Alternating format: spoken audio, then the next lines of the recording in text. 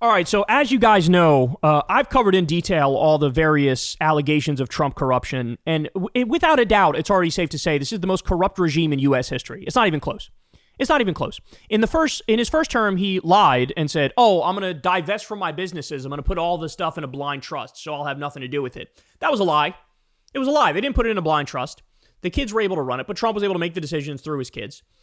He was fucking grifting off the presidency. He was making money off the presidency. That's why that report came out, said he made $160 million from foreign governments in his first term alone. Guys, when you're president and you're making that much money from foreign governments, the government no longer represents you. The government represents foreign governments and billionaires and does their bidding and doesn't do your bidding. So you sit there and you wonder, hey, why does the government never do anything for me? Because they don't give a fuck about you. You didn't give Trump a tremendous amount of money to buy his shitty fucking NFTs or his shitty fucking watches or, use World Liberty Financial, his crypto Coinbase. You didn't do that, so he doesn't give a fuck about you. And so there was already just so much evidence that this guy was just grifting off the presidency. But now every day it gets worse, right? Remember the end of the last term, we learned Jared Kushner was taking $2 billion from Saudi Arabia. Then there were allegations he was giving to Saudi Arabia top classified information on Mohammed bin Salman's opponents. And they all got locked up. Remember that?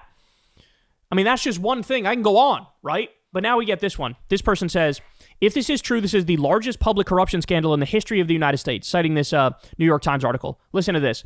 In May, Mr. Witkoff, Steve Witkoff, Trump's Middle East guy, right, who used to be his real estate guy, Mr. Witkoff's son, Zach, announced the first of the deals at a conference in Dubai. One of Sheikh Tahnoon's investment firms would deposit $2 billion into World Liberty Financial, a cryptocurrency startup founded by the Witkoffs and Trumps. 2 weeks later, the White House agreed to allow the UAE access to hundreds of thousands of the world's most advanced and scarce computer chips, a crucial tool in the high-stakes race to dominate artificial intelligence. Many of the chips would go to G42, a sprawling technology firm controlled by Sheikh Tahnoon, despite national security concerns that the chips could be shared with China. So these things are not supposed to be easy to get. You're supposed to make sure the technology is kept close to the chest, how to build it, how they work, keep it close to the chest. But no, $2 billion bribe paid to Trump's businesses with Steve Witkoff by Dubai, and then boom, we'll give you the chips, knowing you're also going to take the chips and give them to China. So here is what this looks like in chart form. Ready? Sheikh Tahnoon, the Emirati royal in charge of sovereign wealth. He invests $2 billion in Binance, a crypto exchange using digital coins from World Liberty Financial, which is a crypto company owned and operated by Witkoff and Trump and their families. Now, at the same time that happens, a week later, he secures access to valuable AI chips in an agreement with the White House in discussions involving David Sachs and Steve Witkoff. So this is exactly what it looks like. One NSC official stood between what appears to be a wildly corrupt deal involving the UAE, AI chips, and China. Then Laura Loomer intervened and got him fired. She says it had nothing to do with the chips deal. Mr. Feith, who had returned in the second term as Senior Director for Technology on the National Security Council, pushed for what he and colleagues called the America First AI Chips Plan. It would restrict foreign access to the most advanced chips for at least a year in conflict with Sheikh Tahnoon's demands. But in early April, not long after Sheikh Tahnoon's visit to Washington, Mr. Trump fired 6 Security Council officials, including Mr. Feith. The dismissals came after a roughly 30-minute meeting between Mr. Trump and Ms. Loomer. Ms. Loomer and her opposition to Mr. Feith had to do, in part, with his father's political views when he was serving in the administration of President George W. Bush. She said it did not pertain to the chips negotiation. Really? That is quite a fucking coincidence. So the only people that are actually trying to do good in the government are getting snuffed out, are getting fired for bogus fucking reasons, made up reasons. And again, it makes you wonder, well, how much is Laura Loomer involved in this? People should ask her these questions. Somebody should ask her this question. Did you make money off this? Were you a part of that? Are you invested in this thing? Are you making money off it? Did you get a cut? Because you somehow managed to target one of the few people that were holding up this deal, this corrupt deal? It's unbelievable. This is fucking unbelievable. So now, again, if you're keeping score, Trump took tens of millions or hundreds of millions. We don't know the exact number, but he took a lot of money from Saudi Arabia for the live golf events that happened, many of them at his courses. He took $100 million from Miriam Adelson, $200 million from Sheldon Adelson. By the way, the quid pro quo for the $100 million is to allow Israel to annex the West Bank, which they're in the midst of doing now.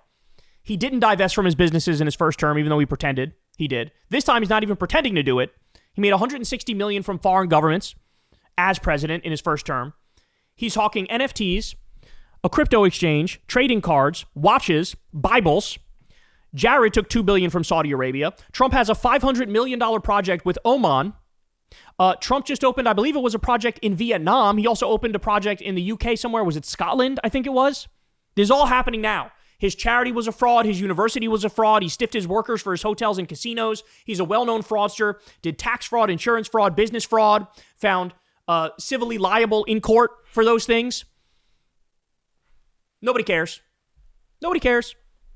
Where are the Democratic investigations? Where are the fucking impeachment efforts? Where's the full court press and the media? Everybody has been so thoroughly broken by the endless stream of corruption and depravity that nobody talks about this stuff anymore in the way it needs to be discussed. This is the most corrupt regime we've ever seen in this country, ever, by far. It's not even close.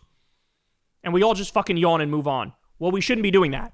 We should be fighting back aggressively, screaming at the top of our lungs about this. Because again, if shit like this continues, if these people don't go to prison, the country's over. We're not even a country anymore. Where, as the joke goes, we're like 7 corporations in a trench coat. That's what we've become. So we got to get this country back on track, and that means jailing all these people who are betraying the public trust. They're supposed to represent the public. They're betraying the public trust and getting rich. That's all they're in there for, to grift. They're all fucking scam artists, and it's never been clear. All right, guys, that's the show. I love you all very much. You guys know the drill. Everybody, please subscribe to the channel. I'd really, really appreciate that. Thank you, everybody who supports the show on Patreon. Please consider supporting. If you haven't yet, remember, this is real independent media. You can support us on Crystal Kyle and Friends as well. That link is below. The Substack link is below. And go subscribe to Corn's World, the YouTube channel. I love you guys. I'll talk to you tomorrow. Peace. Hey, y'all, do me a favor and like and subscribe. It helps out big time in the algorithm. Click the bell as well for notifications when videos drop. And watch that video on screen right now. You know you want to.